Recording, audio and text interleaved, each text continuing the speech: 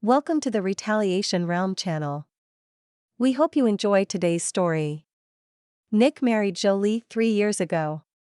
To be honest, he wouldn't have married her if she hadn't become the sole owner of the business after her father's sudden death.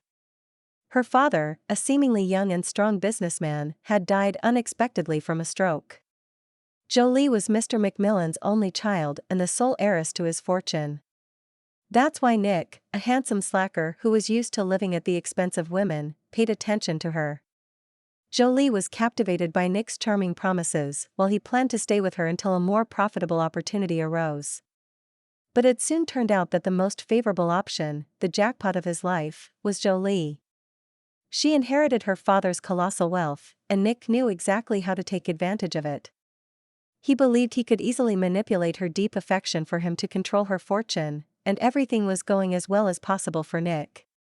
The girl was deeply grieving. Her father had been her pillar of support and the most significant person in her life.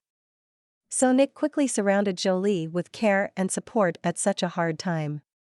The young and naive girl was unaware that the worst moment of her life had spurred Nick to hide his true nature even more, at least until their wedding.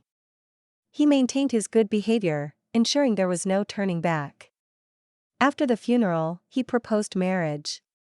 Of course, suggesting they wait until her mourning period for her father was over. Nick was adept at deception, manipulation, and pretense. He could become whoever he needed to be and do whatever was expected of him. With his wealthy girlfriends, he typically didn't put in much effort, thinking there would always be another wealthy woman. But with Jolie, the name was worth it. The efforts would not be in vain, and the cunning man clearly understood it. However, the first hurdle for him came unexpectedly from a source he couldn't have foreseen. Jolie's father had a best friend who was also his main deputy in the company and Jolie's godfather, Mr. Chinland. He immediately understood that Jolie was head over heels in love and wouldn't be dissuaded from marriage. Her grief over losing her father made her seek a replacement. But as an intelligent and shrewd man, Mr. Chinland categorically insisted on the prenuptial agreement, and he managed to win Jolie over to his side. "Nick, it's for business. Is it that hard?" Jolie asked, repeating what Mr. Chinland had told her. "This is humiliating. Do you think I need your money?" Nick retorted, indignant at this turn of events. "Honey, it's just a formality.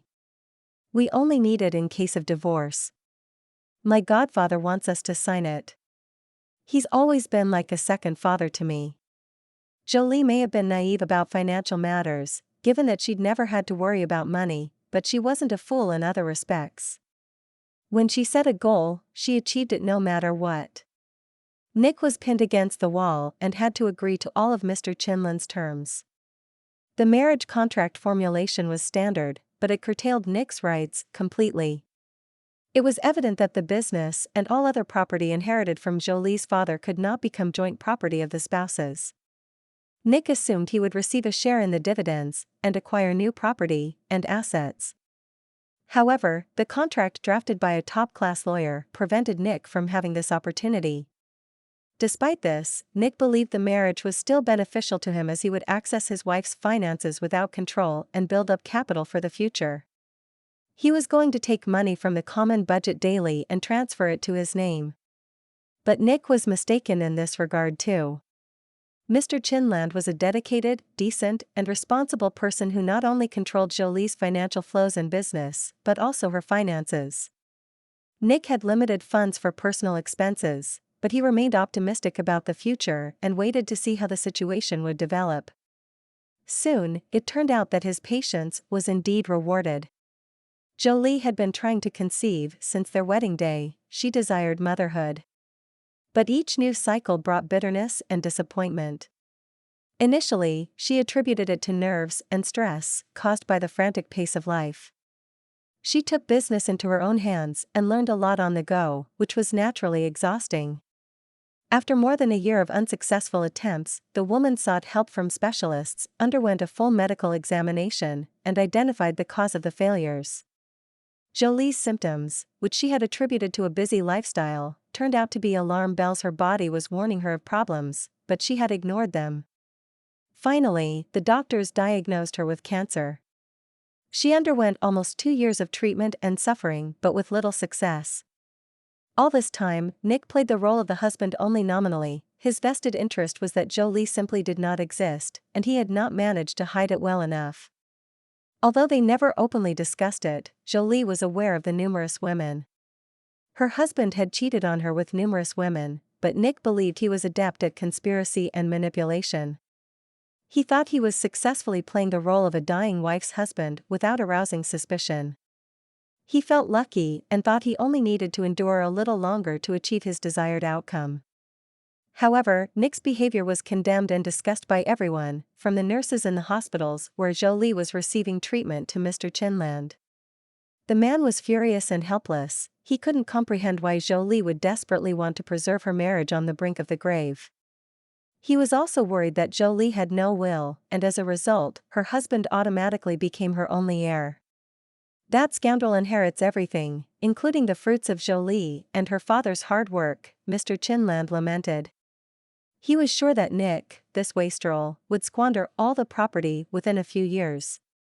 However, the elderly man was at a loss on how to broach such a delicate subject with his goddaughter, who until yesterday emanated health and youth, and now had no chance. She was dying, and it would happen very soon. The countdown was down to weeks.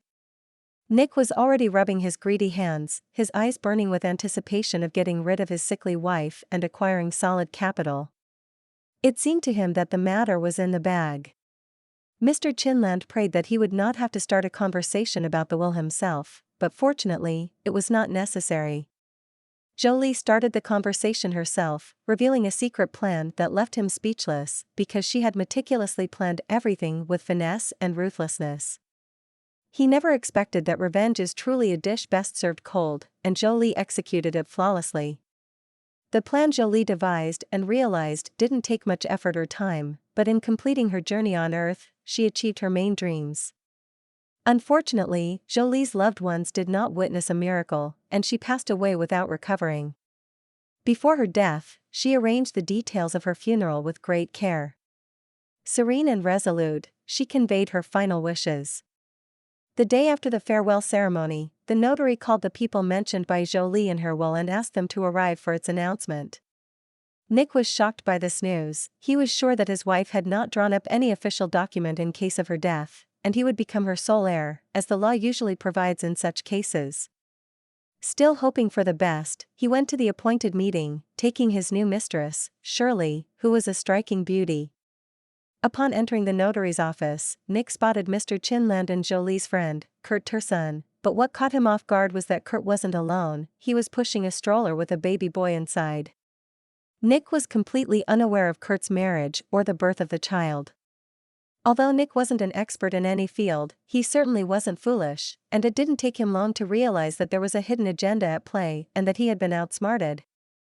Despite this, curiosity overwhelmed him, and he wanted to know what Jolie had devised, even though it was already evident that it would be incredibly humiliating for him.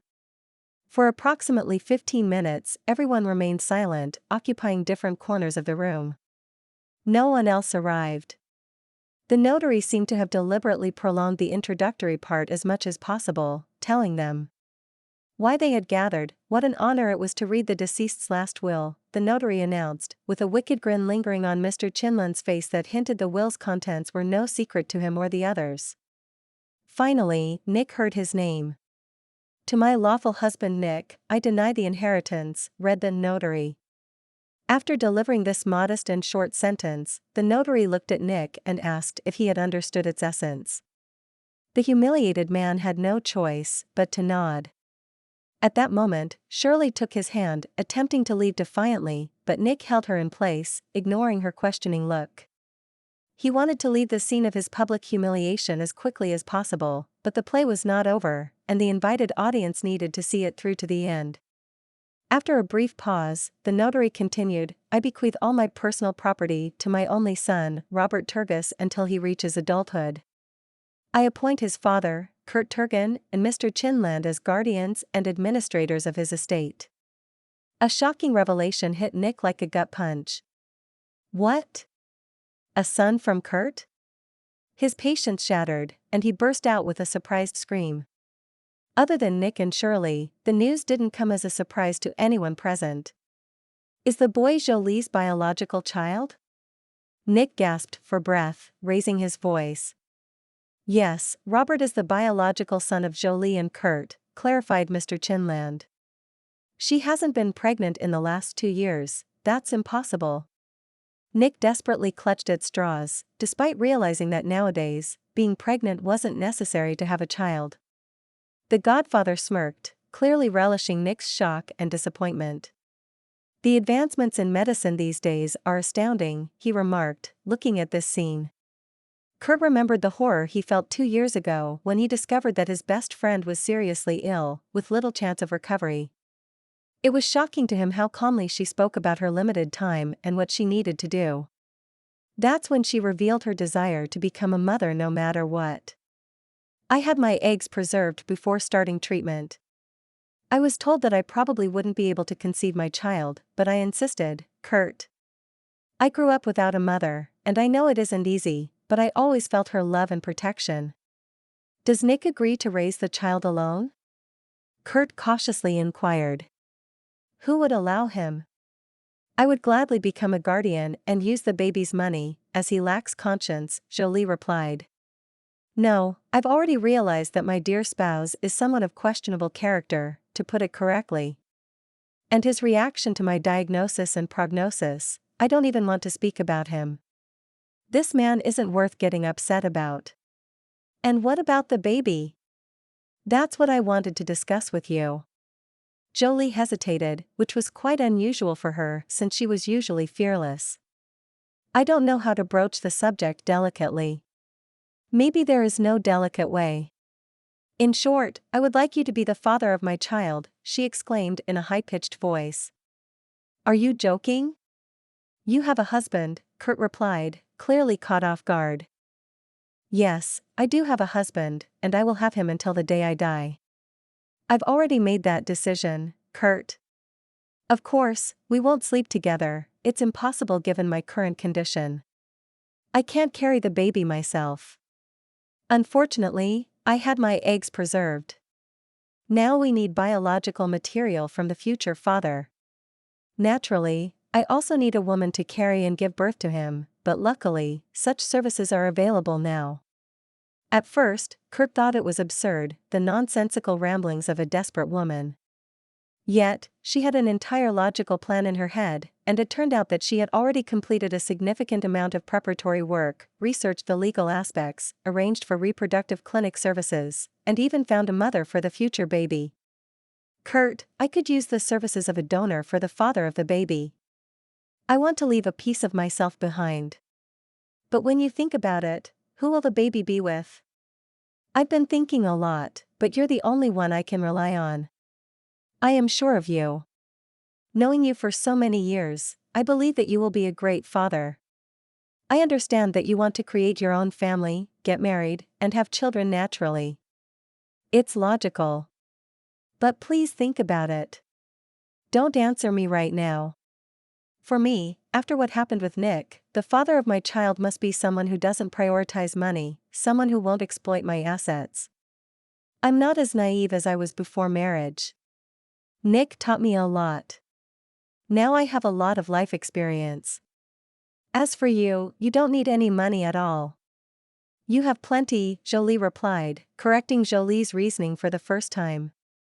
You know you're going to get it. You worked tirelessly to keep the family company thriving, you've never been needy. Now I know for a fact that a man who grew up poor will never stop thinking about having enough to eat. And if his decency is also lacking, there will be a big problem. I have experienced that firsthand, the woman sadly added. To be honest, I'm completely confused. I had an entirely different idea of becoming a father. I need to consult my parents. Understand that I can't make such a decision alone. I will need the help of close family members when I become a father, so I have to inform them and ask for their opinion. Jolie had no objection, so she only requested that Kurt promise to keep the information a secret. The conversation with Kurt's parents was very difficult. His father neutrally accepted everything that was said, listened to all the explanations, and assured him that he would support his son's decision and would help as much as he could with his grandchild. His mother, however, was not as open-minded. Like all mothers, she wanted him to marry a good woman and have children together. She felt immense sympathy for Jolie. She had known her from childhood and thought highly of her. But this request, it was very difficult for a mother to accept that her potential grandchild's mother was dying and that the child would be carried by another woman. Can't the child get the disease? The woman dreaded this question, finding it awful, awkward, and out of place. However, how else could she ensure her grandson's safety? Jolie does not have a hereditary form of the disease, Kurt answered. This reassured the anxious woman to some extent, though not completely. Nevertheless, after careful consideration, she expressed her support for her son's decision. Kurt himself also struggled with indecision. Jolie's proposal caught him off guard, but after a period of contemplation, he concluded that there was no reason to refuse. When he conveyed his approval to Jolie, she was overjoyed, and they began implementing her plan step by step. While Kurt sat and reflected on the life-altering story, Mr. Chinland reminisced about the conversation with Jolie a little over 2 months ago. Starting from afar, she said that she honored Mr. Chinland as a second father and hoped he wouldn't refuse. Then she blurted out that she wanted him to become the guardian of her son. Initially, Mr. Chinland thought his goddaughter was delirious. But as Jolie shared the full story, the godfather was left in shock. Not only had Jolie and Kurt made such a bold decision, but they had also hidden it for so long. "How old is the baby now?" Mr. Chinland asked. "Robert is 8 months old," Jolie smiled. "You both truly know how to surprise." Mr. Chinland explained, still processing the shock, "I don't want Nick to find out about the child before I die. He will only find out when my will is announced. I've already had it drafted and it's held with the notary. However, there's one aspect that still needs to be resolved. Robert will have only one parent. I've reassessed many aspects of my life, and I don't want to leave anything to chance. Kurt has parents, so if anything were to happen to him, Robert would go to them. But I want you to have rights too, just in case." Being good at understanding people, the elderly man sensed that it could be too dangerous to act with Nick like this, even though Jolie's husband fully deserved such treatment. "Jolie, are you sure that this is the way to treat your husband? He's a repugnant man. Involving oneself with his means, I mean, why do you need such vengeance from beyond the grave?" He expressed his thoughts, then immediately stopped himself. "Sorry, dear, for being so rude. You know, I've pondered this for 2 years. I witnessed Robert's birth, saw how Kurt loves him, and his parents adore him. I require nothing else.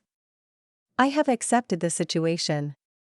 Currently, I am much more annoyed by those who speak to me about some miraculous recovery and healing. As for Nick, I loved him so deeply, I believed in him with all my heart, but he turned out to be the most ungrateful beast. He comes to my hospital as if it were hard labor. Do you know his girlfriends brought him here?" The elderly man silently nodded, bitterness apparent in his expression. "And I should forget this? Not. He cherishes money above all else, so that's how I will punish him. It will be a surprise for him, you see. I kept everything from you. It was immensely difficult. I wanted to introduce you to my son right away, but I was exceedingly cautious so that no one would accidentally find out and tell Nick. This may be my farewell to him. I even wrote him a letter the notary will deliver." Mr. Chinland made several attempts to dissuade his goddaughter. It seemed to him like an ill-advised decision. Yet, the woman maintained her stance, and he had to concede. After all, it is her final will, it deserves to be respected. Amidst the sudden silence in the notary's office, everyone was engrossed in their thoughts. Of course, you don't need to be a fortune teller to guess that Nick cursed Jolie in every possible manner. People like him have no inkling that they might be to blame and that others' behavior could be a perfectly logical response. Yet, such introspection is too complex for such people. Why bother searching for problems within oneself? Strangely enough, it was Shirley who interrupted the silence. She tried to take her lover by the elbow to lead him out, however, Nick had no intention of leaving as he had not finished speaking. "Are you sure that I'm not entitled to anything at all, a mandatory share or whatever it's called? I am the husband, after all," the man shrieked. Even Shirley winced at such behavior, let alone the others present. Only the elderly notary, accustomed to such conduct, remained unsurprised. "According to the will, you are not included in the circle of persons entitled to a mandatory share in the inheritance. Moreover, I carefully studied your marriage contract, its text is attached here." The notary patted the thick folder in front of him with his hand. "You have no chance, even when appealing to the courts, although you naturally retain the right to such an appeal." "I will dispute it. It's unclear who this illegitimate child is." Nick went on a rampage and didn't realize what he was saying. Kurt struggled to restrain himself from punching the arrogant man, even the usually calm Mr. Chinland flushed in anger. Only the notary remained as calm as a python. For him, this was a typical workday, and nothing was surprising. He calmly responded, "Attached here are not only the child's birth certificate but also medical documents providing clear answers about his birth. Furthermore, as per the deceased's request, DNA examination results confirm that your wife is the biological mother of Robert Turgan. I should inform you that all documents have been gathered completely and thoroughly." "Can I see?" Nick wanted to see the evidence. "No, you can only review the part that pertains to you. All other documents, especially those regarding the child, can only be disclosed with the parent's consent, of course." "I do not permit it," Kurt immediately interjected. "So it's possible only in a court proceeding if the court deems it necessary to demand these documents." This was the final straw for Nick. He stormed out of the office, slamming the door behind him, vowing not to let this matter rest. His mistress, however, was more polite. She said goodbye and left quietly, closing the door behind her. "Does it matter that he didn't sign that the will was read to him?" Mr. Chinland asked the notary. "There are many like him, it's nothing more than a formality," the notary reassured him. "It would be funny if it weren't so sad." "I still don't understand how Jolie got involved with him," Mr. Chinland said his thoughts aloud, but his question remained rhetorical. The men quickly signed the necessary documents and shook hands. Mr. Chinland helped Kurt put little Robert into the stroller. "Will you join us?" "I want to take a walk and get some fresh air, and it's good for the baby," Kurt asked. "Certainly, I'll join for a while," Mr. Chinland agreed. They walked in silence, listening to the rustle of the roller wheels. "Do you think Jolie would be satisfied with how I'm coping?" Kurt finally asked, voicing what had been bothering him. "I'm sure of it. You're a wonderful father, and it's clear to see how much you both mean to each other," Jolie's godfather reassured him. "To be honest, there's one thing I can't get out of my head. You know, I think Jolie told you that I advised her against what just happened at the notary's office.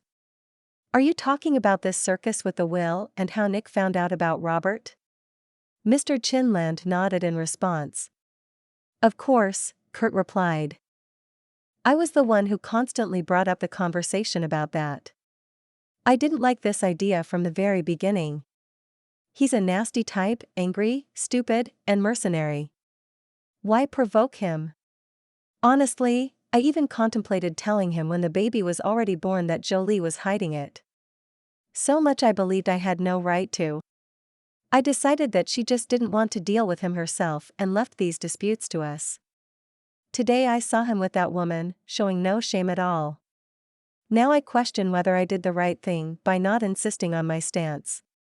His reaction, the expression on his face, it was horrifying. It would have been better to get rid of him earlier. I think Jolie didn't want to either, that played a part too. And revenge, she wanted revenge, because she loved, regardless of what she said later. She loved intensely, and this corrupted love found no other way out. "My poor girl," the elderly man wiped a tear trickling down his cheek. "Don't grieve for her, she asked us not to. She asked us to direct all our love, which was for her, to Robbie. Kurt comforted Jolie's godfather while the men reminisced. Meanwhile, Nick and Shirley watched from the car, discussing the same topic. "So, you won't get anything at all, right?" the girl asked in disbelief, blinking rapidly. "You're such a fool. You've heard that there are no chances because of this finding. Okay, let's go. We need to take at least something valuable and move it to my apartment." 3 days later, Kurt finally mustered the courage to visit Jolie's house, only to find it empty. He had braced himself for a confrontation and even bought 2 security guards for his protection.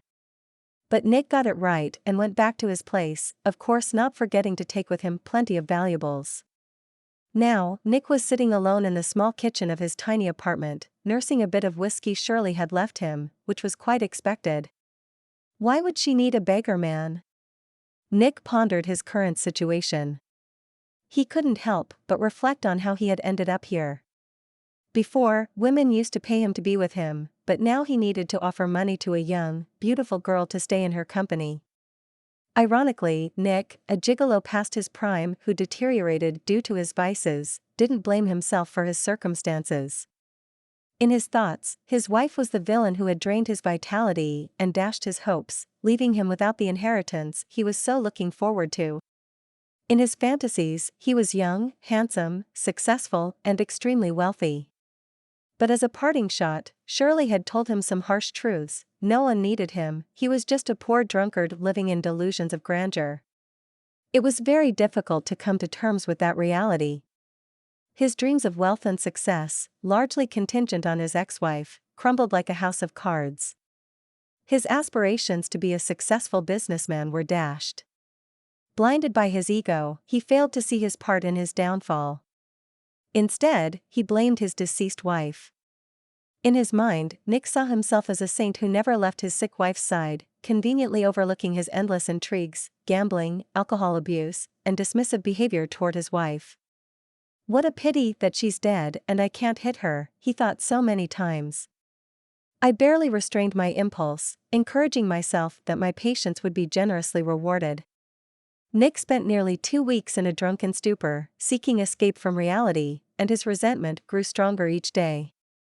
During one bleak, hangover-filled morning, he decided he had had enough. He realized that he wouldn't achieve success or revenge on Jolie by drinking. Nick felt deeply humiliated. A few days prior, men from Mr. Chinland had arrived and practically forced him to hand over his car keys, tearing up the power of attorney Jolie had given him. "Didn't you know the power of attorney loses its legal force after the death of the person who issued it?" one of the men said in a derogatory manner. Now sobering up, Nick began to ponder how he would like to take revenge on Jolie and what he should do next. At first, he wanted to desecrate her grave, but then, contemplating what was dear to Jolie and what harm would cause her the most suffering, he saw another answer. Lying on the surface was Robert. Nick was struck by electricity when this idea came to his head. He laughed viciously, having finally devised his revenge plan. Of course, there were many issues to resolve and structure, but he had decided on the main thing: he was not going to hurt Robert. What's a mother's worst nightmare? Not being able to help her child in trouble. That's precisely what he decided to do. The plan of his inflamed imagination was simple: to kidnap the baby, take him far away, and leave him at an orphanage. After a week, thoughts of revenge and fantasies of it warmed Nick's soul, if he had one, of course. He hadn't smiled like this for a long time. True, such a grimace looked rather intimidating and scary, but Jolie's husband didn't care at all. You could even say that he was happy as he thought through all the details. He experienced euphoria. The object of his hatred was not nearby, but Nick eagerly imagined how Jolie would have suffered from her inability to help her child. Once he had settled on a plan theoretically, he began to think about the practical side. He needed to find out everything about Robert's movements and those with whom he left the house to perfectly select the place and time for his crime. Nick had known Kurt well in his past and was even familiar with his parents, having visited their house. He also knew that their elite suburban settlement had enhanced security. As Nick began to contemplate his plan, he realized the challenges. Nick was determined to proceed with his plan despite the challenges he would face. He spent days observing from the forest with binoculars, studying the child's daily routine and movements. Is the game worth the candle? Nick reasoned with himself. Absolutely. His mental state had noticeably deteriorated after the announcement of the will. She ruined my life, and I will ruin the life of her child, he muttered with a malicious laugh. If an indifferent person had been near Nick at that moment, they would have noticed the drastic changes in his demeanor and perhaps urged him to seek help. Unfortunately, history doesn't entertain hypotheticals. Nick was relentless in achieving his goals. Once he had a plan, no matter how foolish it seemed, he saw it through to the end.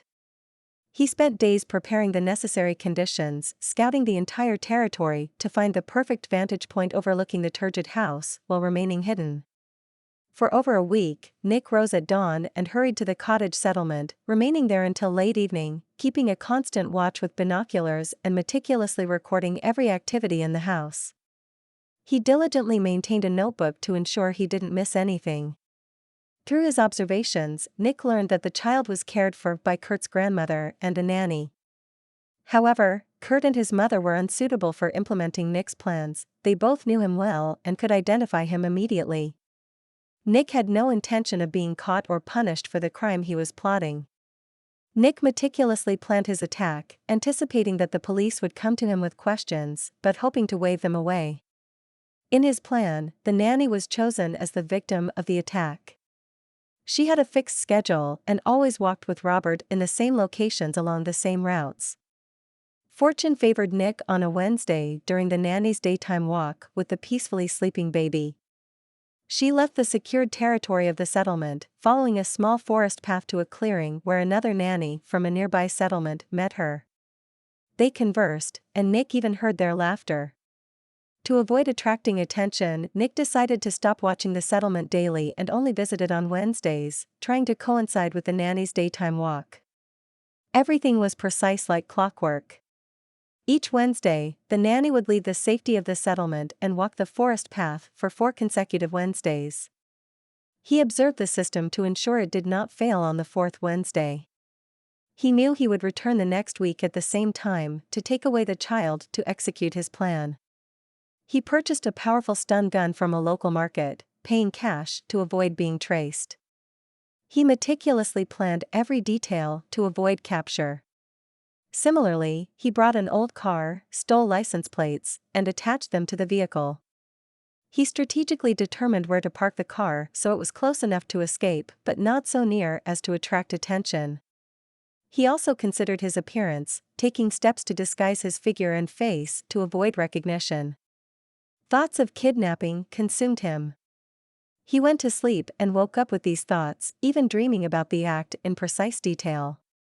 As the appointed day approached, he lost nearly 7 kilos and became a mere shadow of his former self. A glance at him was enough to realize this was a man to be feared. Traces of neurosis and obsession began to etch themselves onto his face. On Wednesday, he parked in a pre-selected spot and waited. As he saw the nanny pushing the stroller down the path, he trembled. The extensive planning had disconnected him from the reality of his impending actions.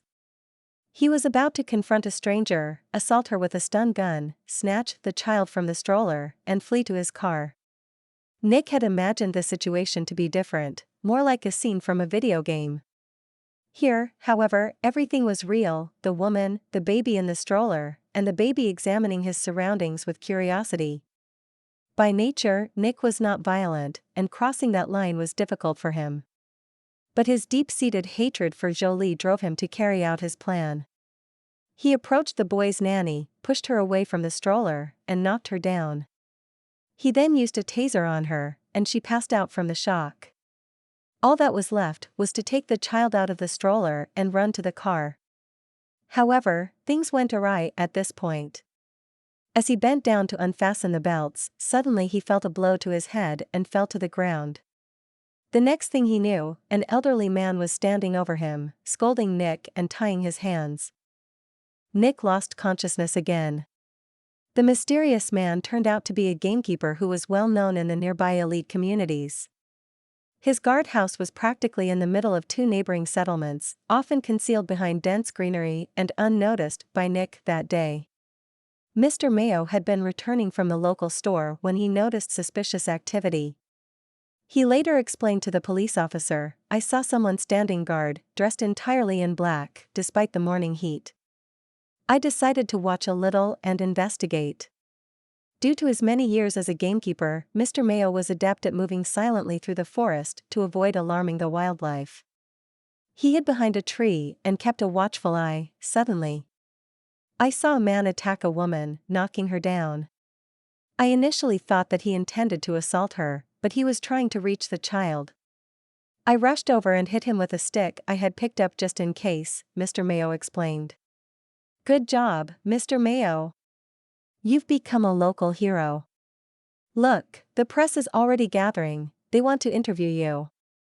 Sign this police report and bask in your newfound fame," said one of the officers. "No, I won't go to them. I don't care for that sort of thing," replied the gamekeeper, quietly walking back to his place in a roundabout way so that no one would follow. Mr. Mayo didn't feel he had done anything extraordinary. He believed anyone would have acted similarly in his position. How could he not assist when those who couldn't defend themselves were in danger? A few hours later, Kurt appeared at Mr. Mayo's house. "Hello, I am the father of the boy you rescued today. He's a good kid," he calmed down as soon as I picked him up. "Such a brave and intelligent-looking boy. Thank you so much. It's a blessing you were there at the time. We're so grateful you didn't just pass by," Kurt said, on the verge of tears, overwhelmed with emotions. The day had been incredibly intense, leaving him emotionally shaken. "Tell me, how can I thank you?" "What are you talking about? There's no need to thank me. Who keeps score when a child's life hangs in the balance?" Mr. Mayo was genuinely surprised to be thanked for his actions. Nevertheless, Kurt persisted. "Well, if you insist, a new hunting suit and maybe some food for my dog would be appreciated." "Of course, no problem," Mr. Mayo replied. "By the way, if you don't mind me asking, was all this done for money?" asked the curious gamekeeper. "Oh, sadly, it's much more complicated than that," replied Kurt. "Well, feel free to share if it's not too much trouble. I live somewhat isolated here in an information vacuum, so to speak," Mr. Mayo encouraged. Kurt began to recount the disjointed events of their past years, including Jolie's illness, their unconventional parenting decision, her subsequent death, and the ensuing revenge against her husband. "The investigator informed me that Nick was deeply hurt. As everyone assumed his actions were solely driven by greed, he was consumed by revenge," Kurt explained. Kurt was relieved that Mr. Mayo had inquired about this complex story. He had been eager to share it with someone, seeking an unbiased perspective from an outsider. He questioned if they had driven Nick into a state of madness and revenge. And if it were just about himself, Kurt wouldn't suffer so much reflexivity, but everything he and Jolie did went back to their boy, Kurt added. After concluding his story, Kurt turned to Mr. Mayo, an impartial observer, and asked, "Do you think we pushed him to this point? Are we responsible for his entire desire for revenge?"